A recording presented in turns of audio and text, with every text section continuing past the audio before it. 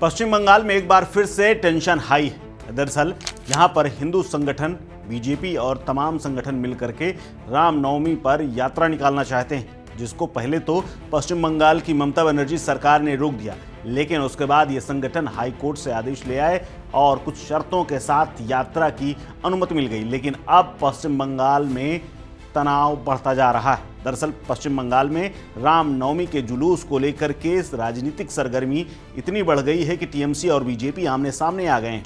अदालत ने 6 अप्रैल को जुलूस निकालने की परमिशन तो दे दी है, लेकिन हिंदू संगठन और बीजेपी मिल करके एक बड़ा जुलूस निकालना चाहते हैं, जिसको लेकर के उन्होंने तैयारियां शुरू कर दी हैं। लेकिन अब टीएमसी सरकार की टेंशन इसलिए बढ़ गई है क्योंकि सब कुछ शांतिपूर्वक निपट जाए, ये उनके लिए बड़ा चैलेंज है। डर इस बात का भी है कि हालात बिगड़े ना।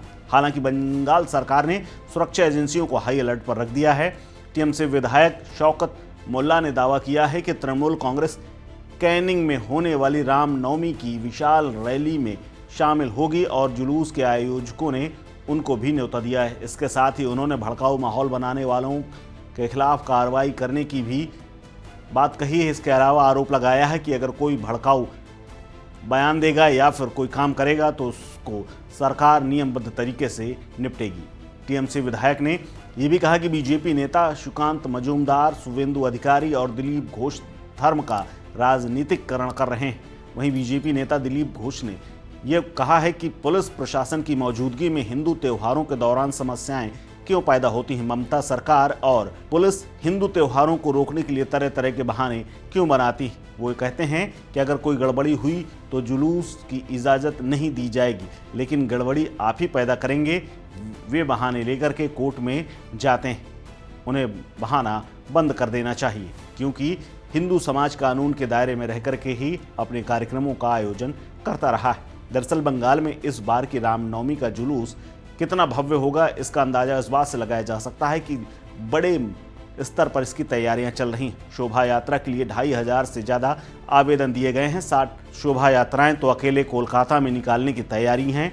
इसके अलावा 41 को इजाज़त मिल गई, लेकिन बाकी की अभी भी अनुमति नहीं दी गई। इसके अलावा वीएचपी समेत कई हिंदू संगठनों का कहना है कि पश्चिम बंगाल में रामनवमी पर 2000 से ज़्यादा रैलियां निकाली जाएंगी। वहीं 200 झांकियां और 5000 जगहों पर राम महोत्सव आयोजित किया जाएगा। बीजेपी नेता शुवेंदु अधिकारी का दावा है कि रामनवमी की रैलियों में पूरे राज्य में करीब 1.5 करोड़ हिंदू हिस्सा लेने वाले हैं। आपको बता दें कि कोलकाता हाई कोर्ट ने बंगाल में हिंदू संगठनों को कुछ शर्तों के साथ रामनवमी की यात्रा और जुलूस निकालने की अनुमति दी थी। जुलूस में हथियार ले जाने की अनुमति नहीं है।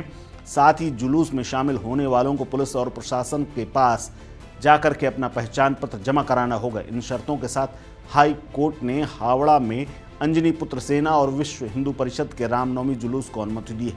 अंजनी पुत्र सेना और विश्व हिंदू परिषद को सुरक्षा के लिहाज से अलग अलग समय पर जुलूस निकालने की परमिशन दी गई। साथ ही जुलूस में लोगों की संख्या को लेकर के भी सीमित आंकड़ा दिया गया है। पूरा बवाल टीएमसी विधायक मदन मित्रा के उस बयान के बाद से शुरू हुआ, जिसमें उन्होंने कहा था कि अगर कोई रामनवमी के दिन तनाव पैदा करने की कोशिश करेगा तो वो पिटे बिना घर वापस नहीं जाएगा। अपनी ताकत दिखाने के लिए रामनवमी का दिन न चुने। बस फिर क्या था। बीजेपी के नेता दिलीप घोष ने पलटवार करते हुए पहले टीएमसी नेता को आड़े हाथों लिया और कहा कि सीधे हाथ खड़ा होना सीखें, फिर चुनौती दें। आपको बता दें कि कोलकाता हाई कोर्ट का जुलूस को परमिशन देना ममता सरकार के लिए किसी बड़े झटके से कम नहीं था। हालांकि अब जब जुलूस निकलना ही है तो फिर कोई अप्रिय घटना ना घटे, इसके लिए बंगाल सरकार पूरी तरह जिम्मेदारी लेते हुए हर जगह पुख्ता इंतजाम करने में जुटी हुई है। यही वजह है कि पूरे राज्य की सुरक्षा व्यवस्था सख्त की गई है। संवेदनशील इलाकों में 29 आईपीएस अफसरों की तैनाती की गई। केवल कोलकाता में 5000 पुलिसकर्मियों की तैनाती के आदेश दे दिए गए हैं। यानी ममता सरकार अब इस रामनवमी की जुलूस से सब कुछ शांतिपूर्वक निपटने की सिर्फ प्रार्थना कर रही है। इसके अलावा हिंदू संगठनों ने जो संख्या बता दी है, उसके बाद तो राज्य की सरकार बेहद सख्ते में है। इस खबर में फिलहाल इतना ही। अपडेट्स के लिए बने रहिए वन इंडिया हिंदी के साथ। नमस्कार।